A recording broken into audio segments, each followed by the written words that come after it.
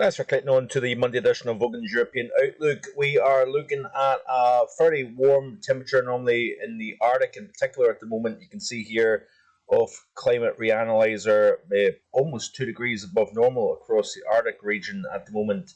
And, that is helping jack up the global temperature somewhat.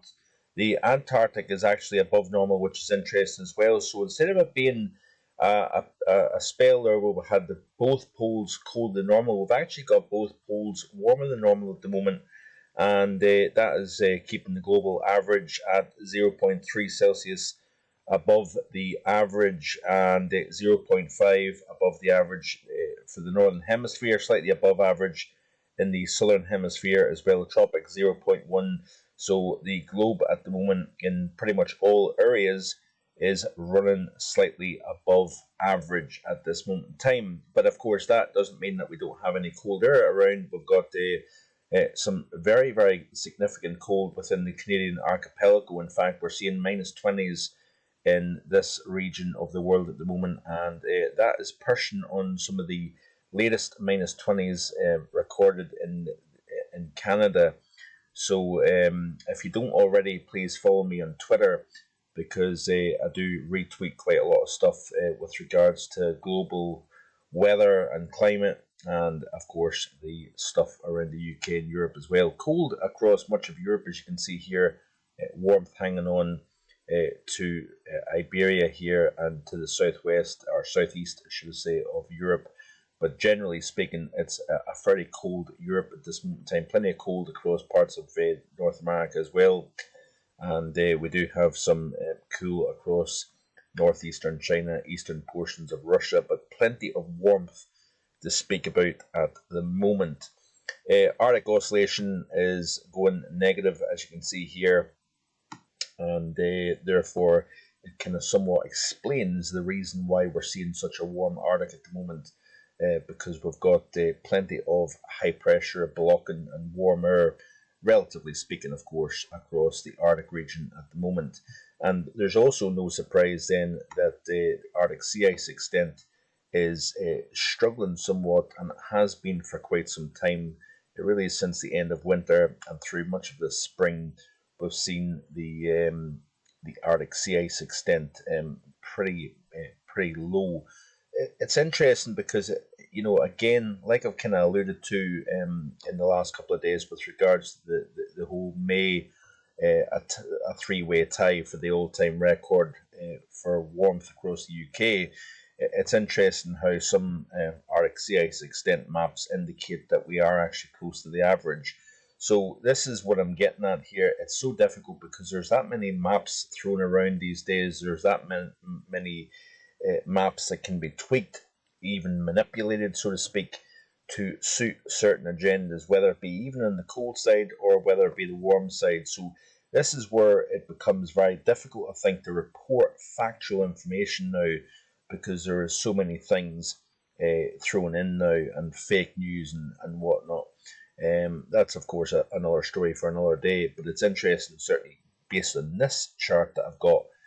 We are running pretty low on Arctic sea ice extent, and there's no surprise then, given the fact that we've got a pretty blocked up Arctic at the moment here.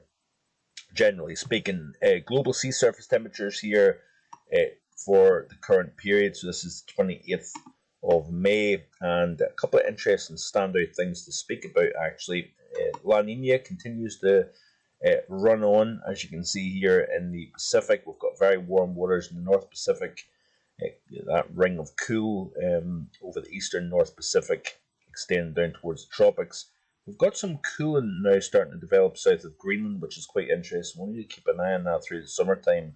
That could have some implications if that was to hold on through the autumn season. A bit of a tripole showing up between warm, cold and warm. That can favour blocking over the North Atlantic during the winter season.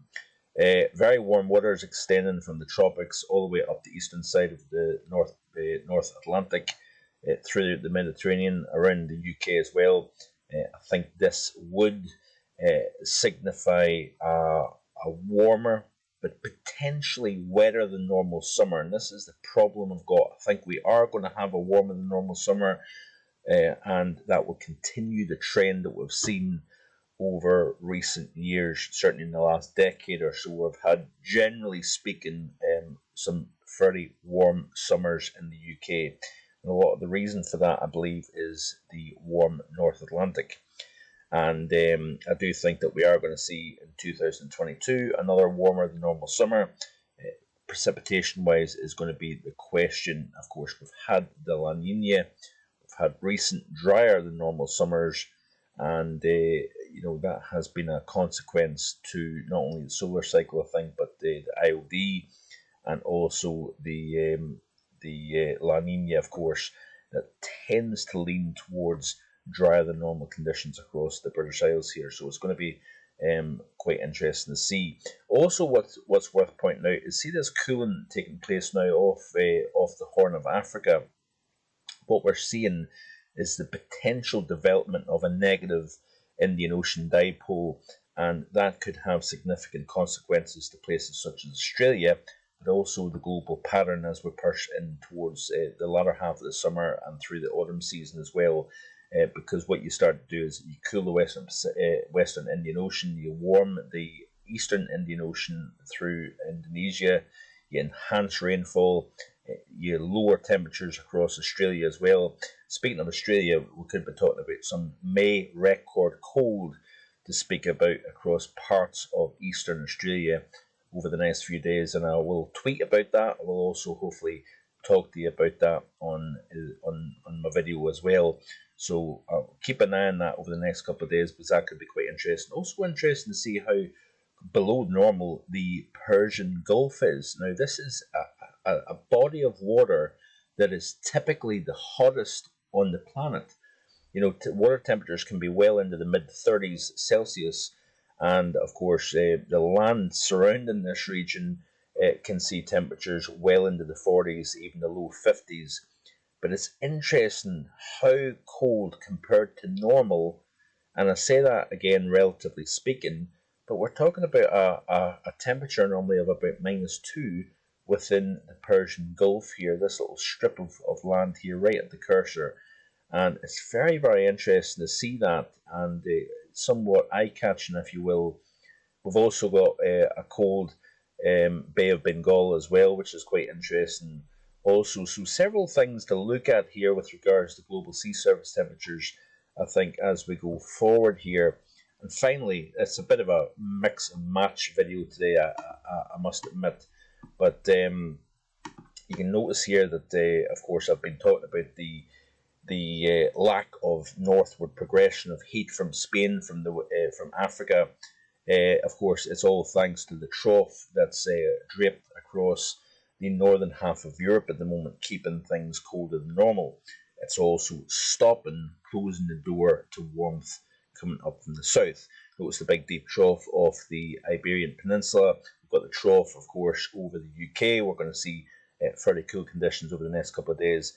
And as we go forward here, you notice here that we start to see ridging developing over the western Mediterranean. The trough deepens and kind of moves closer to Portugal, if you see.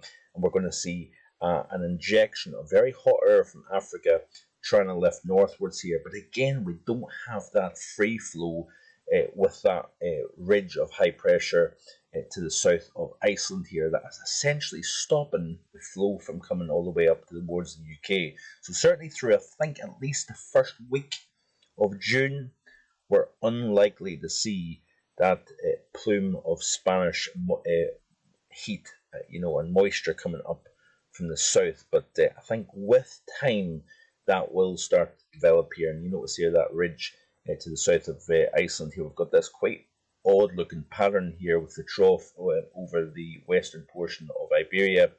We've got the ridge over the northeast Atlantic extending into the UK. We've also got that ridge down across the central Mediterranean here, but we've got this kind of disconnect which stops the air from coming north here as we go through the next several days or so. So like I say, it's a bit of a mix and match type of discussion for today.